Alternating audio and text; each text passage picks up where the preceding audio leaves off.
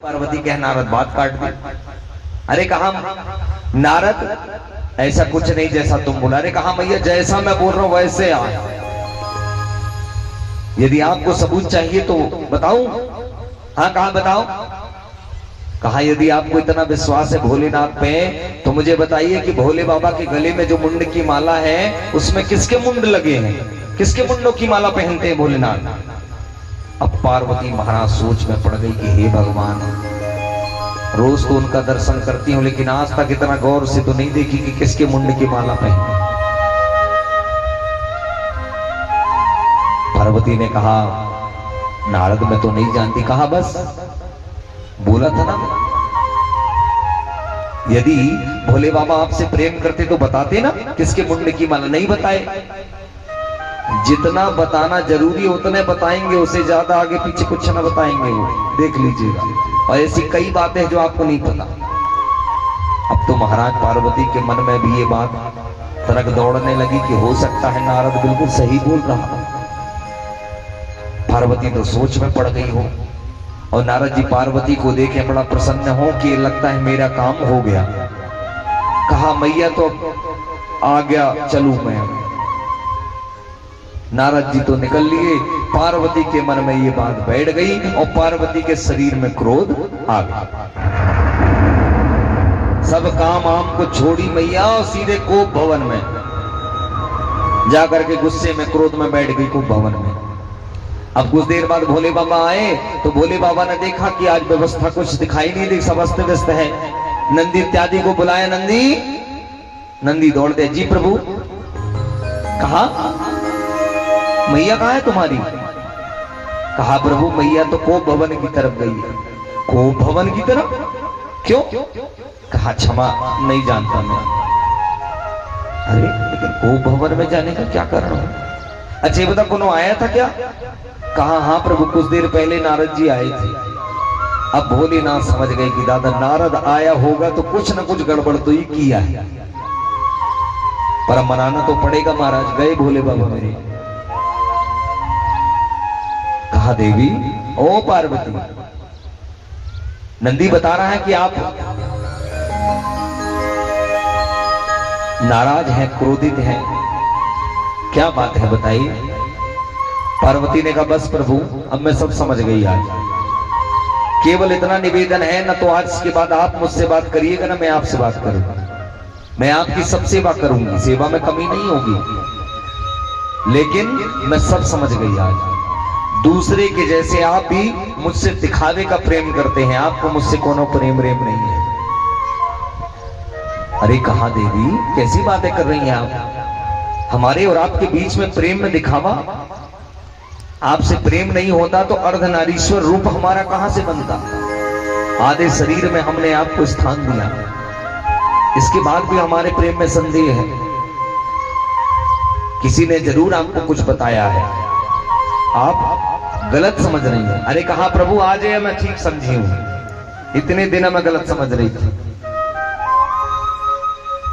अरे कहा नहीं देवी बताइए ना क्या बात है, क्या हमने आपसे छुपाया, क्या नहीं बताया। अरे अपना गुरु मंत्र तक तुमको बता दिया, इसके बाद भी संदेह है। अरे कहा छोड़िए, सब ऐसे बता दिया है आपने, मैंने तो कुछ नहीं बताया असली। अरे तो कहा क्या छुपाया बताइए ना। आपने आज तक मुझे क्यों नहीं बताया कि आपके गले में मुंड की माला, उसमें किसके मुंड लगे, किसके मुंड की माला पहनते हैं आप। भोलेनाथ को हंसी आ गई। ये माला के लिए से परेशान। अरे कहा देखो इन मालाओं में, ये मुंड की माला में जितने मुंड है सब आपे के मुंडा लगे, सब आपे के मुंड की माला है।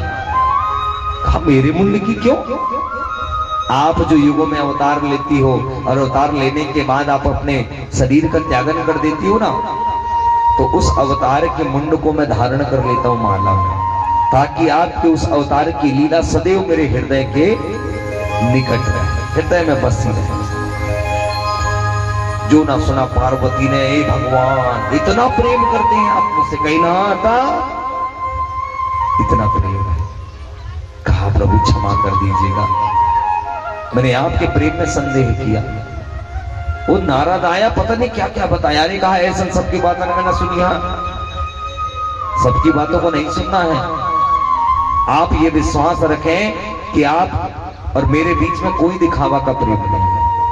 कहा प्रभु बिल्कुल मैं समझ गई, क्षमा कर दीजिए, पर एक बात समझ में नहीं आई कि हर युग में मैं ही रूप बदलती हूं, जन्म लेती हूं मरती हूं, जन्म लेती हूं मरती हूं। आप लेकिन जस के तस बने हो, बिल्कुल जब से हो आप तब से ऐसे के ऐसे हो। आपका कभी जन्म नहीं होता है, कभी आप शरीर का त्याग नहीं करते हैं। ऐसा क्यों? ऐसी कौन सी अमृत खा लिया आपने कि आपको कोई फर्क नहीं पड़ता, न युगों से न किसी से।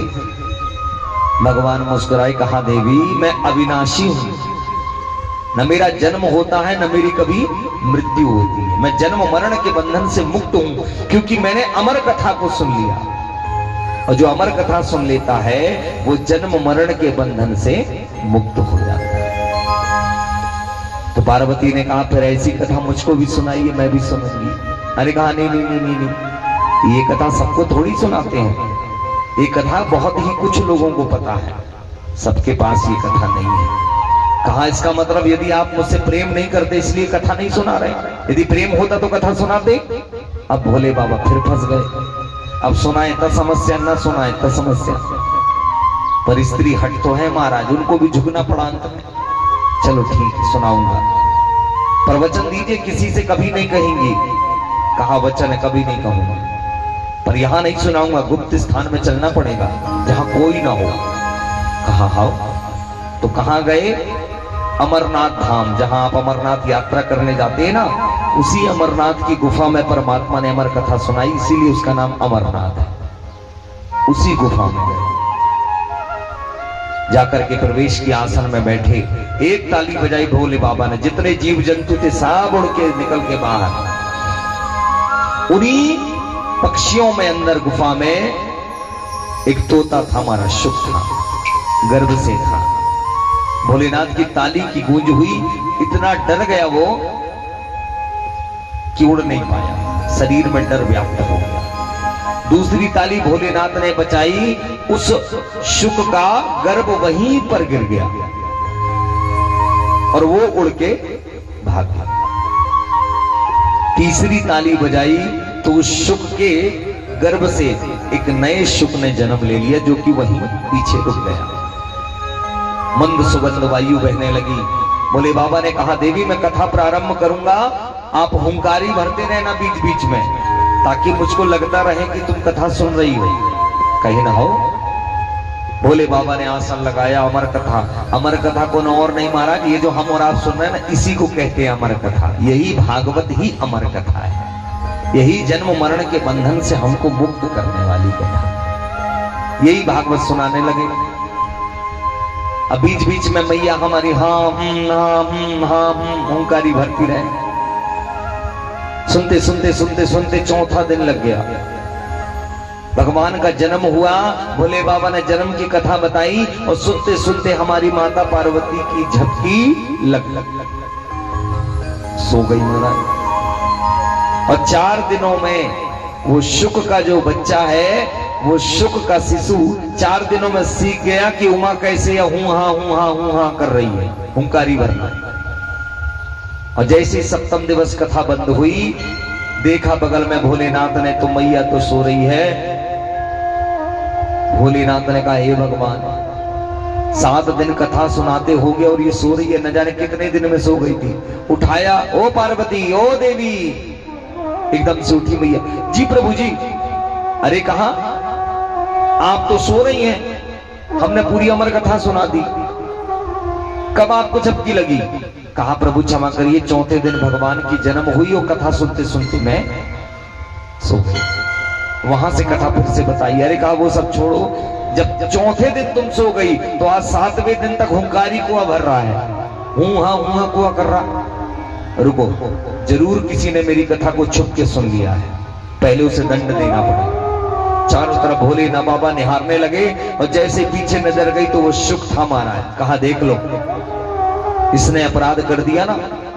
पहली गलती जो कथा नहीं सुनना था वो सुन लिया, दूसरी सुनाने वाले वक्ता के पीछे सुना। कभी भी व्यासपीठ के पीछे से कथा को श्रवण नहीं करना चाहिए, अपराध है, अपराध। इसने दोनों पाप किए, इसे मार के इसे दंड दूंगा ताकि किसी और को न सुनाए। तब तक मैं वो सुख उड़ा महाराज और निकल के उस गुफा से भागते भागते भागते पीछे भोलेनाथ, भागते भागते वो शुक चला गया वेद व्यास जी महाराज के आश्रम। और वेद व्यास जी महाराज के आश्रम में जैसे ही पहुंचा पेड़ पर बैठ गया। उसी समय वेद व्यास जी की पत्नी वासवी निकली और जैसे आश्रम के आंगन में पहुंची वासवी, अपने आश्रम से आंगन में पहुंची, एकदम से जम्हाई आई मैया को। और जो ना वासवी मैया ने जम्हाई ली, वो शुक उनके मुख के द्वारा सीधे उनके गर्भ में पहुंच गई, सीधे उनके गर्भ में। अब भोलेनाथ धरे त्रिशूल हाथ में व्यास जी के द्वार पहुंचे। व्यास जी तो देख के कांपने लगे, हे भगवान, सकारे सकारे महाकाल। कहा प्रभु क्या हो गया? अरे कहा मेरा एक चोर आया है। कहा हे भगवान, संसार में किसकी इतनी हिम्मत कि महाकाल के घर में चोरी कर सके? कोई नहीं कर सकता आपके यहाँ चोरी। अरे कहा किया है, उसने मेरी अमर कथा को चुराया और यही इसी दिशा में आया। कहा नहीं आया प्रभु, एक शुक है। कहा यहां तो नहीं है। कहा चलो ठीक है, फिर आऊंगा। इतना कहकर के भोलेनाथ गए और कुछ दिन बाद वासवी मैया के पेट से मंत्र के उच्चारण की आवाज सुनाई देने लगी। मंत्र बोलने लगा वो तोता। हे भगवान, कहां से मंत्र, पेट से कहां मंत्र आ रहे? अरे कहा कौन है तू, कहां से आया? कहा मैं शुक हूं, माता के गर्भ में बैठा हूं। और भोलेनाथ से भागवत अमर कथा सुनाओ, उन्हीं मंत्रों को बोल रहा है। कहा ये भगवान, इसी को खोजते खोजते आए। कहा ना बताइएगा, मैं बहुत अच्छे बैठा हूं, सुरक्षित हूं यहां। धीरे धीरे समय बढ़ा, 12 साल वो तोता अपने माता के गर्भ में रहा। जब 12 साल बाद पीड़ा बढ़ने लगी, कष्ट होने लगा, तब वासवी मैया ने व्यास जी को बताया और व्यास जी ने हाथ जोड़ के उस सुख से निवेदन किया, पुत्र तू अपनी माता के गर्भ से बाहर आ, नहीं तो तेरी मैया मर जाएगी। अब कहा एक शर्त में आऊंगा, यदि मायापति आकर के कह दे कि उसकी माया मुझे नहीं छुएगी तब, नहीं तो नहीं आऊंगा, मुझे माया का स्पर्श नहीं चाहिए। व्यास जी ने तुरंत मायापति को याद किया, नारायण को। नारायण प्रकट। कहा प्रभु मेरी पत्नी के जीवन को बचा लीजिए, आप के हाथ में है। इसके गर्भ में शुक है जो कह रहा है कि आपकी माया यदि स्पर्श न करेगी तब गर्भ से आएगा, नहीं तो नहीं आएगा, कृपा करिए। मायापति ने कहा ठीक। हे पुत्र तो अपनी माता के गर्भ से बाहर आ, मैं वचन देता हूं मेरी माया नहीं छुएगी। अरे कहा ऐसा वचन नहीं, जैसे ही मैं जन्म लूं आप अपनी माया को मुट्ठी में बांध लीजिएगा और जब मैं कहूं तब छोड़िएगा। कहा ठीक। उस शुक ने अंदर तैयारी करी गर्भ में। कहा हाँ प्रभु माया को रोकिए। और जैसे ही मायापति ने माया को रोका, वासवी के गर्भ से सुखदेव जी महाराज प्रकट हुए। बोले सुखदेव भगवान की। सुखदेव जी प्रकट हो गए। 12 साल माता के गर्भ में रह के न माता की तरफ देखा न पिता की तरफ, सीधे जंगल में। क्योंकि माया के स्पर्श में जो होता है उसके मन में मोह प्रेम ममता होती है। जिसमें माया का स्पर्श नहीं, उसके लिए सारा संसार ब्रह्म के समान है। कोई माता नहीं, कोई पिता नहीं, सब ब्रह्म। किसी को नहीं देखा, दौड़ गए। पर वेद व्यास जी माया के चपेट में हैं, इसलिए उनके मन में प्रसन्नता हुई। पुत्र को प्राप्त करके पुत्र को रोकने के लिए दौड़े, पर नहीं रोक पाए। सुखदेव जी वन में जाकर के निराकार निर्गुण ब्रह्म की उपासना करने लगे। अब व्यास जी परेशान, ये निर्गुण निराकार को भज रहा है और भागवत तो सगुण साकार की है, सगुण साकार की है, क्या करूं? तो अपने शिष्यों को भागवत के मंत्रों को सिखाया। वो कहा जहां सुखदेव जी जंगल में वहीं जाके बोलना। भागवत के सुंदर सुंदर मंत्रों को सुन करके सुखदेव जी के मन में निर्गुण निराकार धीरे से निकला और सगुण साकार विराजमान हो गया। अब रहा ही ना पड़े। अब सुखदेव जी ध्यान लगाए निर्गुण निराकार का, तो मेरे श्याम सुंदर बन के आ जाए। हरि कहा ये तो सब गड़बड़ होने लगा। सुखदेव को रहाई ना पड़े, समाधि न लग पाए, दौड़े दौड़े पिता के पास आए। कहा ये कौन है, ये कौन है जिसके बारे में आपके शिष्य गुनगुना रहे हैं?